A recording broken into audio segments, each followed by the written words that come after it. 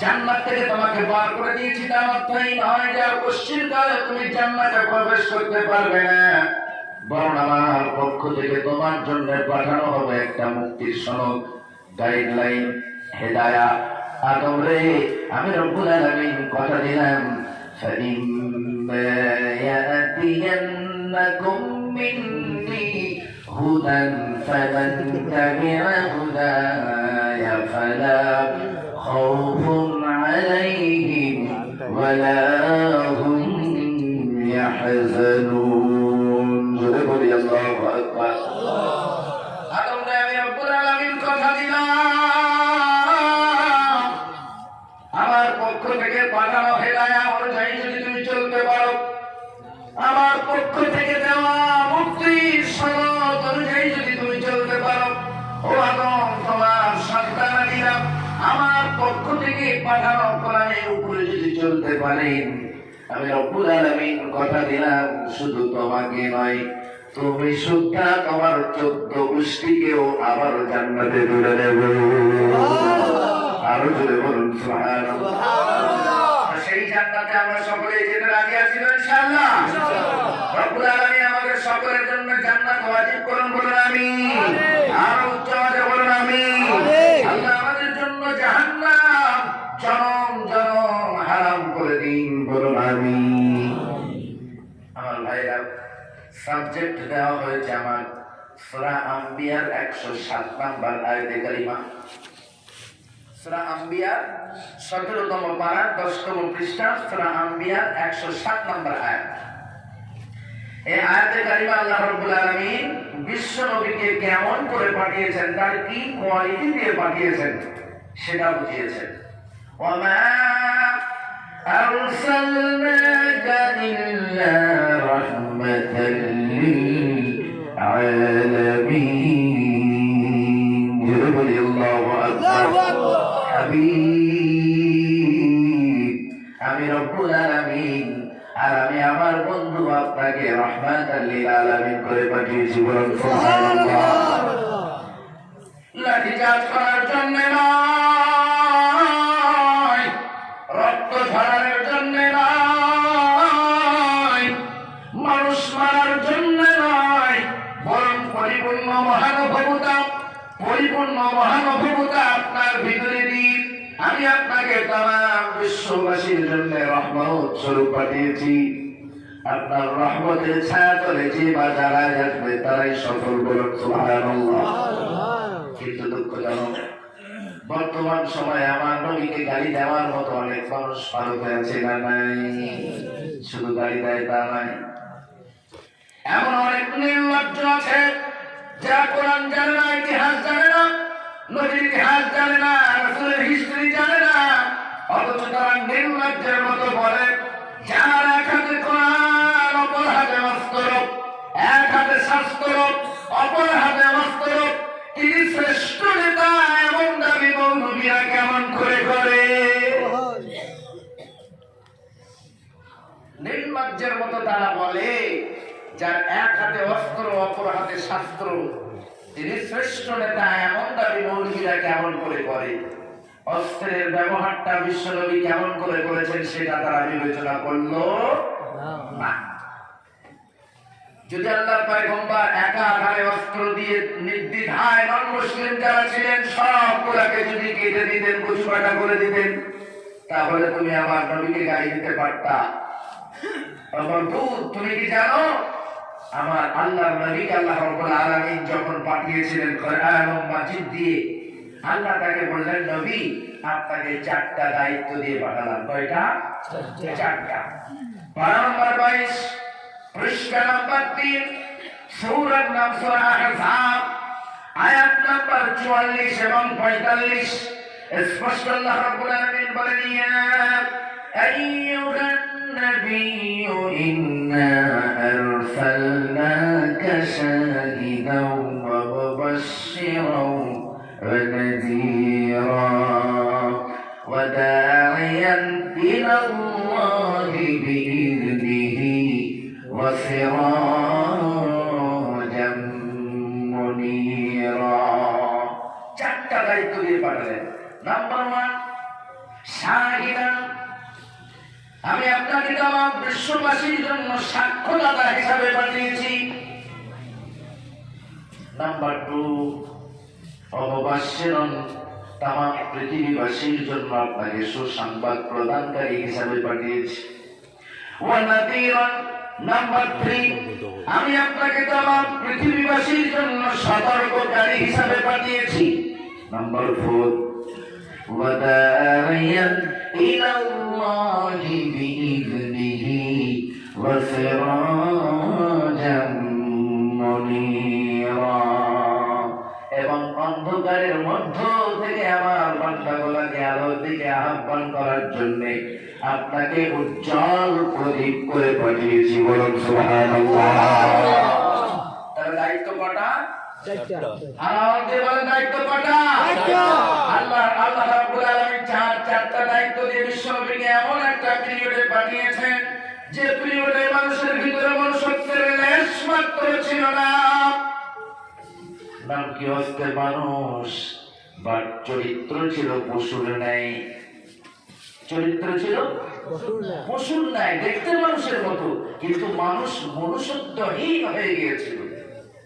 কয়েকটা নিদর্শন তুলে ধরলে বুঝতে পারবেন যে যুগটাকে তামাম ইতিহাসবিদরা এক বাক্যে জাহেলিয়া, জাহালাতের যুগ বা অন্ধকারের যুগ বলে গালি দেয়। যে যুগের মানুষেরা স্বামী স্ত্রী একত্রে ছোট বড় সমস্ত বাচ্চাদেরকে নিয়ে এক টেবিলে বসে মদ্যপান করত। স্বামী স্ত্রী তাদের সন্তানদেরকে নিয়ে এক টেবিলে বসে মদ পান করত। যে যুগের মানুষেরা বাবার হাত থেকে সুন্দরীকে কেড়ে নিয়ে বাবার সম্মুখেই প্রকাশ্যে ধর্ষণ করতে বলেন নাউজুবিল্লাহ। যে যুগের মানুষেরা শুধুমাত্র এক মুঠা দানার জন্য মানুষ হত্যা করতে দ্বিধাবোধ করত না। যে যুগের মানুষেরা কেবলমাত্র ঘোড়া বাঁধাকে কেন্দ্র করে দিনের পর দিন যুদ্ধ করতে ছাড়ত না। মনে করুন আমার জমিতে আপনি ঘোড়া বেঁধেছেন কোন একদিন, আমি কি বললাম আমার ঘোড়া বাঁধতে গেল তুমি, এই অপরাধে 15 দিন 17 দিন রক্ত হয়ে যুদ্ধ করেছে। ইভেন সে যুগের কয়েকটা কবির কথা একটুখানি বললে আরো বুঝতে ভালো হয়। সে যুগের সব থেকে বড় কবি সাবান ওয়াল্লাগার হেড অফ দ্য লিডার, আরবি সাহিত্যের উপরে যারা অনেক জ্ঞান অর্জন করেছেন তার লিখিত কবিতা অনেক তারা পড়েন। সাবান ওয়াল্লাগার head of the leader mister Imrul Kayes, history of Imrul Kayes যারা পড়েছেন তারা বুঝতে পারবেন। কোন একদিন একদল আরব সুন্দরী নাইতে নেমেছেন পানিতে। আপনারা কি বলেন? আমরা বলি গোসল করতে নেমেছেন, আপনারা কি বলেন? গোসল। একদল আরব সুন্দরী এক জলাশয়ে গোসল করতে নেমেছেন। তো এখন আমাদের মায়েদের ভাবিদের কাপড়ের তো কোনো কমি নেই। 4 ডজন 6 ডজন 8 ডজন প্রয়োজনের অধিক কাপড় চোপড় আছে। একটা কাপড় ভিজা গেলে নেক্সট অন্য কাপড় পরবে, সমস্যা নেই। কিন্তু সেই যুগের নারীরা এখন আর্থিক অনাটনের কারণে হোক অথবা প্রথাগত নিয়ম অনুযায়ী হোক, তারা গোসল করতে নামার সময় কাপড় চোপড় সব পুকুরের পাড়ে তুলে অনাঙ্গ হয়ে গোসল করতে নামতেন। তবে নারীরা যে ঘাটে নামতেন পুরুষেরা সে ঘাটে যেতেন না। কোন একদিন একদল আরব সুন্দরী তাদের কাপড় চোপড় খুলে পুকুরের পাড়ে রেখে গোসল করতে নেমেছেন। অনেকটা দূর থেকে সে যুগের শ্রেষ্ঠ কবি ইমরুল কয়েস ফালাও করে ওই মহিলাদের কাপড় গুলাকে একসঙ্গে নিয়ে পটলা বেঁধে দৌড় বেড়েছেন, চারপট দিয়েছেন। অনেকটা দূরে যে গাছের উপরে চুপটি মেরে ঘাটটি চুপ করে ঘাটটি মেরে বসে আছে। আর সুন্দরীরা গোসল শেষে ডাঙায় উঠে থাকে, কাপড় নাই। সে যুগে আবার জেলের উপদ্রব ছিল অনেক। আরবের মেয়েরা মনে মনে ভাবতে লাগলো সম্ভবত আমাদের কাপড়ে জেনে নিয়ে পালিয়েছে। টেনশনে পড়ে গেল। নিজেদের হাত দিয়ে তাদের লজ্জার স্থান গুলোকে আবরণ করবার চেষ্টা করলো। চিন্তায় টেনশনে পড়ে গেল। সকলে হাই হাই করতে লাগলো, কি হবে উপায়? এই অবস্থায় কি করে আমরা বাড়ি যাব? এমন সময় একটা দূর থেকে বলকইস ওই আরব সুন্দরীদেরকে ডেকে বলে, না না না, তোমাদের কাপড় ছিঁড়ে নিয়ে যায় নাই, তোমাদের কাপড় পুঁতে নিয়ে যায় নাই, বরং তোমাদের কাপড় আমি সংরক্ষণ করে রেখেছি। আমার শর্ত হলো, তোমরা যেখানে দাঁড়িয়ে আছো ওইখান থেকে তোমাদের হাত গুলাকে স্ট্রেট করে দাও, ছেড়ে দাও। ওই উলঙ্গ অবস্থায় আমার এখানে তোমরা হেঁটে হেঁটে আসো, আমি তোমাদেরকে উলঙ্গ অবস্থায় দেখবো, তারপরে কাপড় দেবো, তারপরে বেরোই। এই হলো সে যুগের কবিদের চরিত্র। তাহলে বাকি মানুষগুলো কতটা পবিত্র ছিল এরপর আপনারা বুঝতে পারছেন আশা করি। কবির চরিত্র যদি এমন হয়, বাকি মানুষের চরিত্র কতটা পবিত্র এটা আমাদের বুঝতে বাকি নাই। ঠিক তেমন একটা পিরিয়ডে রব্বুল আলামিন রাহমাতাল লিল আলামিনকে ডেকে বললেন, নবী চারটে দায়িত্ব দিয়ে আমি আপনাকে এই অন্ধকার আচ্ছন্ন অন্ধকার যুগে বদলাম। নবী আপনি আপনার দায়িত্ব যথাযথ পালন করুন। আল্লাহর পয়গম্বর আসলেন, তিনি তার দায়িত্ব পালন করবার জন্য মিশন শুরু করলেন। নাম্বার 1, আল্লাহ বললেন, শাহিদান, আমি আপনাকে সকলের জন্য সাক্ষ্যদাতা করে বানিয়েছি। নাম্বার 2, মুবাশশিরান, সকলের জন্য আমি আপনাকে সুসংবাদ প্রদানকারী হিসেবে পাঠিয়েছি। ওয়ানাযীরান, সতর্ককারী হিসেবে পাঠিয়েছি। ওয়াদাঈয়ান ইলাল্লাহি বিইذনিহি ওয়াসিরাজাম মুনীরা। অন্ধকারে নিমজ্জিত বান্দাগুলাকে অন্ধকারের মধ্য থেকে আলোর দিকে আহ্বান করবার জন্য আমি আপনাকে উজ্জ্বল প্রদীপ করে পাঠিয়েছি। বলেন সুবহানাল্লাহ। এখন আমাদের ডাউট লাগতে পারে, নবী সাক্ষ্যদাতা ছিলেন মক্কার মানুষের জন্য, সেই যুগের মানুষের জন্য, যে যুগে আল্লাহ নবী এসেছিলেন, কিন্তু এখন তো আমরা বিলকুল ছাড় পেয়ে গেছি। হ্যাঁ, আমাদের বিষয়ে তিনি কিভাবে সাক্ষী দেবেন? আমরা তো আছি আসামে অথবা কলিকাতায়, আমরা এখানে কি করি না করি বিশ্বনবীকে দেখতে পাচ্ছেন? আবার দেখতে পাচ্ছেন? সরাসরি দেখতে পাচ্ছে, এই দাবিটা আবার করাটা অযৌক্তিক। সরাসরি আল্লাহর পয়গম্বর আমাদের এই দৃশ্যগুলো দেখছেন এমনটা নয়। তবে সহিহ হাদিস স্পষ্ট, সহিহ বুখারী ও মুসলিমের ভিতরে হাদিস এসেছে, আমরা কি করছি না করছি হুবহু আমাদের এই কর্মগুলো ভিডিও সহ আল্লাহর একদল ফেরেশতা বিশ্বনবীর কদমে গিয়ে বলেন, ইয়া রাসূলুল্লাহ, এই গভীর রাতের দিন আপনার একদল উম্মত কচু খাওয়ারি জামে মসজিদ, কচু খাওয়ারি জামে, কচু খাওয়ারি ঈদগাহ জামে মসজিদের আশেপাশে বসে তারা আপনার ফেরত শোনে, কোরআনের কথা শোনে, বিনম্র ভাবে বসে তাফসীর শোনে। ইয়া রাসূলুল্লাহ, সেই দৃশ্যগুলোকে আমরা সরাসরি আপনার কাছে এনে পৌঁছে দিয়েছি। আল্লাহর পয়গম্বর এই ভিডিও ফুটেজ ফেরেশতাদের মাধ্যমে যখন দেখতে পান, দেখবার পরে মুচকিয়ে হাসে আর তাদের জন্য দোয়া করতে থাকেন। বলুন সুবহানাল্লাহ। ঠিক তদ্রূপ এভাঞ্জেলিস্টকে উপেক্ষা করে যে বাজারা আশেপাশের চায়ের দোকানে, আশেপাশের কর্নারে বসে বসে ফ্রি ফায়ার খেলছে, পাবজি খেলছে, ও ফ্রি ফায়ার পাবজি ওয়ালা বন্ধুরা, আল্লাহর কসম, আল্লাহর কসম, ঠিক যেভাবে এই দৃশ্যটা আল্লাহর ফেরেশতারা আল্লাহর নবীর কদমে পৌঁছে দিচ্ছেন, ঠিক তদ্রূপ ব্যাড আমল যারা করছে, বাজে আমল যারা করছে, তাদের দৃশ্যগুলো আল্লাহর ফেরেশতারা নিয়ে রাসূলের কদমে পৌঁছে দিয়ে বলেন, হে আল্লাহর পয়গম্বর, কোরআনের আলোচনা চলে, আপনার সিরাতের আলোচনা চলে, আর একদল নিমখানা তারা নামকে অস্তে মুসলমান, তারা সেই মাহফিলকে উপেক্ষা করে বসে বসে পাবজি খেলছে। রাসূলের কাছে দৃশ্যগুলো যখন পৌঁছানো হয়, আল্লাহর পয়গম্বর এই দৃশ্যগুলো দেখবার পরে তার মুখটা মলিন হয়ে যায়, আর তিনি মলিন হয়ে যায় এবং আফসোস করতে থাকে, হায় গোলাম, তোর ঘরে কোরআন পৌঁছাতে যে আমি মুহাম্মদুর রাসূলুল্লাহ, আমি আমার দন্ত ভেঙে দিয়েছি, মস্তক ফাটিয়ে দিয়েছি, আমি আত্মঘাত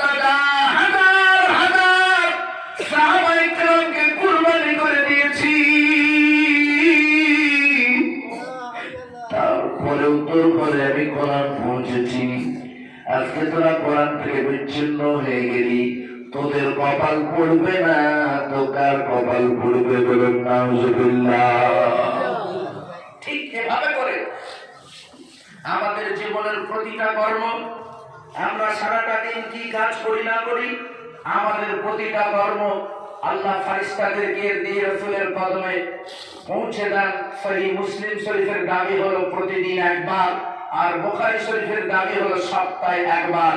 আমাদের কোন আমল রাসূল, আমাদের কোন আমল সম্পর্কে রাসূলকে বেখবর রাখা হয় না। রাসূল আমাদের জিন্দেগির প্রতিটা আমলের খবর রাখেন, বলুন সুবহানাল্লাহ। আল্লাহ তাকে রাখতে সুযোগ করে দেন। তাহলে সাক্ষী আমাদের সম্পর্কে তিনি দিতে পারবেন, এতে কোনো সন্দেহ নাই।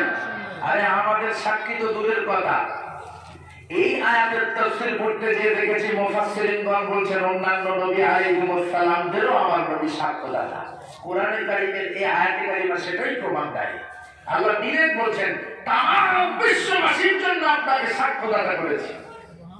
সুবহানাল্লাহ। কিয়ামতের দিন মুসিবতের সময় রব্বুল আলামিন আল্লাহ নবী নূহ আলাইহিস সালামকে ডাক করে বলবেন, নূহে যে দায়িত্ব আমি তোমাকে দিয়েছি না, সেই দায়িত্ব যথাযথ পালন করতে পেরেছিলে কিনা? আল্লাহর নবী নূহ বলবেন, আল্লাহ শুধু পালন করেছি তা নয়, বড় ঢাকা ধরে ৯৫০ বছর ধরে আমি আপনার দ্বীনের দাওয়াত দিয়েছি, কিন্তু দুর্ভাগ্য আমার জাতির মানুষেরা আমার দাওয়াতে কর্ণপাত করে নেই। নবী নূহ কি বলবেন? আল্লাহ শুধু দায়িত্ব পালন করেছি তা নয়, ৯৫০ বছর ধরে পালন করেছি। উপস্থিত থাকবেন নবী নূহের জাতির মানুষেরা, তারা বলবেন আল্লাহ না, নবী নূহ মিথ্যা কথা বলছেন, তিনি আজও আমাদের কাছে দাওয়াত নিয়ে যান নাই, অযৌক্তিক ভাবে তিনি মিথ্যা দাবি করছেন আপনার কাছে। আল্লাহর পয়গম্বর নবী নূহ মাথা নিচু করে দাঁড়িয়ে যাবেন। রব্বুল আলামিন আল্লাহ নূহকে ডেকে বলবেন, নূহ তুমি যে ৯৫০ বছর ধরে দাওয়াত দিয়েছো, এই মর্মে তোমার কাছে কি কোনো এভিডেন্স আছে নাকি? তোমার কাছে কি কোনো দলিল আদিল্লা আছে নাকি? কোনো প্রমাণ আছে নাকি? নবী নূহ সেদিন ডাক মেরে বলবেন, রব্বুল আলামিন আল্লাহ, হ্যাঁ অবশ্যই আমার কাছে এভিডেন্স আছে, অবশ্যই আমার কাছে প্রমাণ আছে। প্রমাণ স্বরূপ সেদিন আল্লাহর পয়গম্বর নবী নূহ ডাইরেক্ট বলবেন, রব্বুল আলামিন আমি যে ৯৫০ বছর ধরে দ্বীনের দাওয়াত দিয়েছি, তার প্রমাণ স্বরূপ আমি বিশ্ব নবী এবং তার উম্মতদেরকে দান করাই। নবী নূহের যুগের মানুষেরা বলবে, রব্বুল আলামিন আল্লাহ আমরা যখন দুনিয়াতে ছিলাম তখন তো নবী মুহাম্মদ রাসূলুল্লাহ সাল্লাল্লাহু আলাইহি ওয়াসাল্লাম দুনিয়াতে আসেন নাই, তার উম্মতেরা আসেন নাই, সুতরাং আমাদের ব্যাপারে তারা কিভাবে সাক্ষ্য প্রদান করবে? সেদিন রব্বুল আলামিনের হাবিব আমাদের নবী রাহমাতুল লিল আলামিন মানবতার মুক্তপতি শাফাআতুল কান্দারী বিশ্ব সেদিন বলবেন, রব্বুল আলামিন আমরা নবী নূহের যুগে ছিলাম না বটে, কিন্তু আপনি কোরআন নামক এমন এক কিতাব আমাকে দিয়েছিলেন যে কোরআনের মাধ্যমে জানতে পেরেছিলাম আপনার নবী নূহ ৯৫০ বছর ধরে দাওয়াত দিয়েছিলেন, বলুন সুবহানাল্লাহ। তাহলে নবী যে সকলের জন্য সাক্ষ্যদাতা, এতে আর কোন রকম ডাউট আছে? আবার দিয়ে বলেন কোন রকম সন্দেহ আছে না। এরপরে আল্লাহ রাব্বুল আলামিন বিশ্ব নবীকে বলছেন, অবশ্যই আপনি আমার বান্দাদেরকে জান্নাতের সুসংবাদ প্রদান করুন। যারা ন্যায় সত্যের উপরে প্রতিষ্ঠিত হতে পারবে, যারা কোরআন অনুযায়ী চলতে পারবে, যারা আপনার আদর্শের মাপকাঠি অনুযায়ী চলবে, যারা হারামকে বিসর্জন দিয়ে হারামকে আঁকড়ে ধরবে, যারা নিয়মিত নামাজ পড়বে, যারা একমাত্র আমার বন্দেগী করবে অন্য কারণ নয়, ও নবী আপনি তাদের জন্য সুসংবাদ প্রদান করুন। তারা মরতে দেরি আছে, জান্নাতে তাদের জন্য বিছানা বিছাতে দেরি নেই, বলুন সুবহানাল্লাহ। নাম্বার 2 হয়ে গেল। নাম্বার 3, এরপর আল্লাহর পয়গম্বরকে ডেকে আল্লাহ রাব্বুল আলামিন বলেন, নবী আপনার জন্য 3 নম্বর দায়িত্ব হলো ওয়ানাযীরান, তাদেরকে সতর্ক করেন। কোথা থেকে? জাহান্নাম থেকে বাঁচার জন্য তাদেরকে সতর্ক করেন। জাহান্নাম বড় ভয়ঙ্কর, জাহান্নাম বড় বেজার জায়গা। সেই জাহান্নাম থেকে নিষ্কৃতি পাওয়ার জন্য তাদেরকে সতর্ককারী হিসাবে আমি আপনাকে পাঠিয়েছি। আমরা তো জাহান্নাম দেখি নাই। যদি জাহান্নাম কেউ দেখতে চান, দুনিয়াতে বসে যদি কেউ জাহান্নাম দেখতে চান, তাহলে কোরআনে কারিমের 29তম পারার একেবারে প্রথম সূরা, সূরা মুলকটা একটু দেখবেন। এই সূরা মুলক যদি আপনি ভালো করে ট্রান্সলেট করতে পারেন, ট্রান্সলেট করতে শেখেন, তাহলে দুনিয়াতে জীবন দশায় আপনি জাহান্নাম দেখতে পাবেন, কোনো সন্দেহ নাই। স্পষ্ট কোরআনে কারিম বলছে, ওয়ালিল্লাযীনা কাফারু বিরাব্বিহিম আযাবু জাহান্নাম ওয়া বি'সাল মাসীর। যাদের উপরে আল্লাহর লানত, অভিসম্পদ দিয়েছেন, যাদেরকে আল্লাহ, যারা নামাজ পড়েন নাই, রোজা রাখেন নাই, আল্লাহর আইনকে মানেন নাই, রাসূলের আদর্শের মাপকাঠি অনুযায়ী যারা চলেন নাই, তারা যখন মরবে, জাহান্নাম পরিচালিত ফারিস্তারা তাদেরকে টেনে হিঁচড়ে জাহান্নামের দিকে নিয়ে যাবে। ইদা উলকু ফিহা